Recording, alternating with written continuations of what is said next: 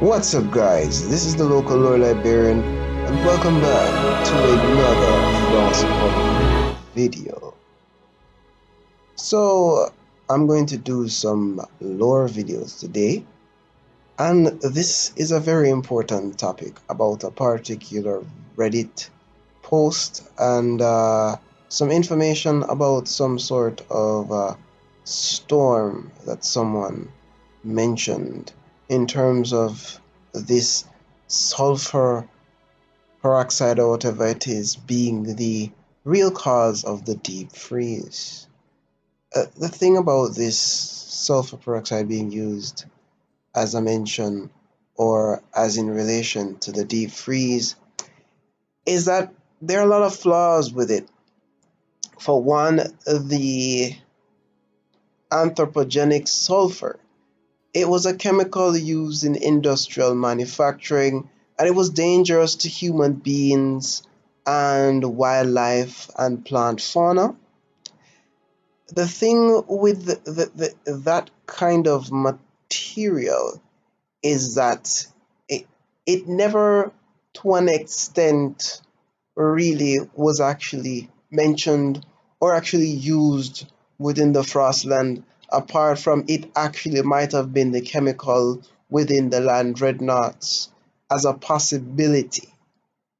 But the actual chemical itself, um, it's not something that actually caused the deep freeze.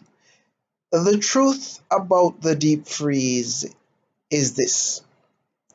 Within the Frostland and within the Frostpunk universe, there are multiple things that contributed to the deep freeze.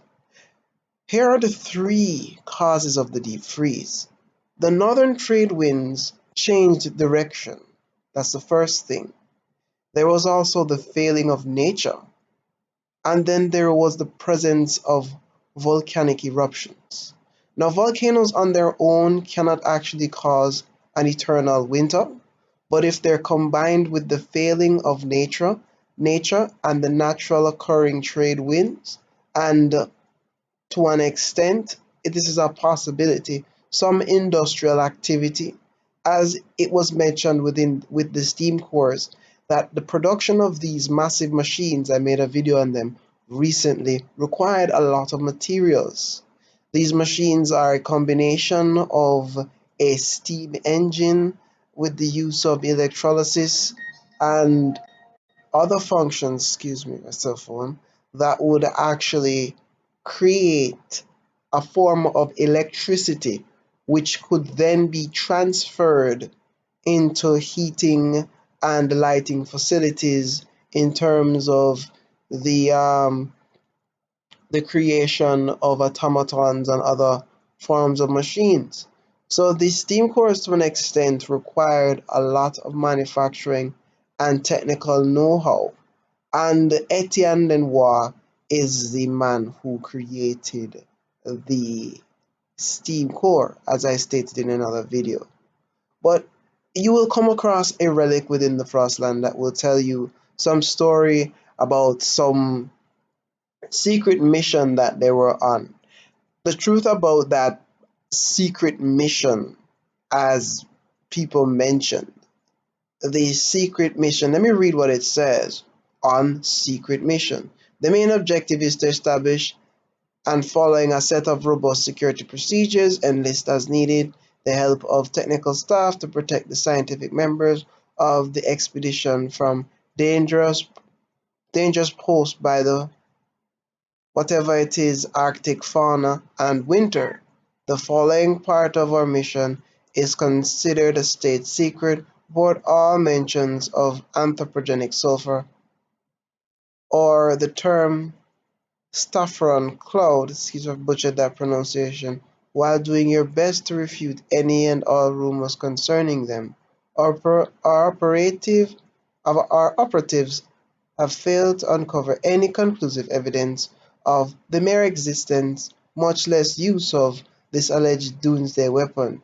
So, to an extent, what was going on, as stated many, many times, is that when the deep freeze occurred, these individuals went on various expeditions within the Frostland to try and figure out, to an extent, what were the actual causes of the deep freeze, and what were the other causes, that what were the potential issues or things that we could do to actually find out or explore certain locations to determine, oh, okay, so this is what caused this to happen. And so what you see in that particular relic is them discussing the missions and the secret things that they were doing, basically the plans that were made to actually leave New London and set up these sites. What is actually known about the Frostland, based on understanding, is that area, when it actually developed from Arctic to Frostland, became one of the most ferocious and inhospitable places. The Arctic environment became something of like a mid to first ice age type setting where mankind was not as powerful as it was before the deep freeze, and so the natural elements themselves pose great danger to the research. As I mentioned in another video, you have climbers fever, and there are other climbing or mountain sicknesses, high altitude sicknesses, I might say. And then there's also the presence of frostbite and yeah, all of those Arctic conditions. So falling asleep in certain conditions within the frostland can kill you. Falling asleep within the Arctic under certain conditions can kill you. And the very animals and plant life within that area, to an extent, can also kill you. And so the security forces going with the scientists, their main objective was to ensure that the data and the mission itself was a success. But to an extent, where information about this particular chemical actually being released, it might have been released during the production of steam cores, or a chemical similar to it might have been released, or someone misunderstanding what one of the engineers working on a project was doing thought it was that chemical.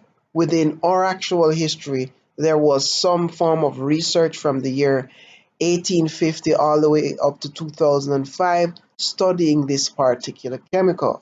However, as I read in the information before, there is no evidence to show that such a chemical was actually ever used or implemented within the Frostpunk universe as a weapon. And if such weapon was actually being used, you would have to explain which factions and which individuals within the Frostpunk universe would have had any interest in such forms of activities, as it was pre or right after the Renaissance period. So there needs to be some form of actual need to develop such a weapon, and as to the reason as to why such a weapon would have been developed has not been stated, nor has there been any evidence to suggest such a thing actually occurred.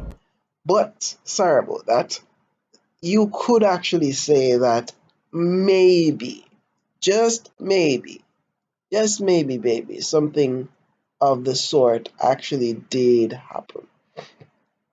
But there is actually no evidence whatsoever of that chemical being used. So it's not an actual thing. It never took place.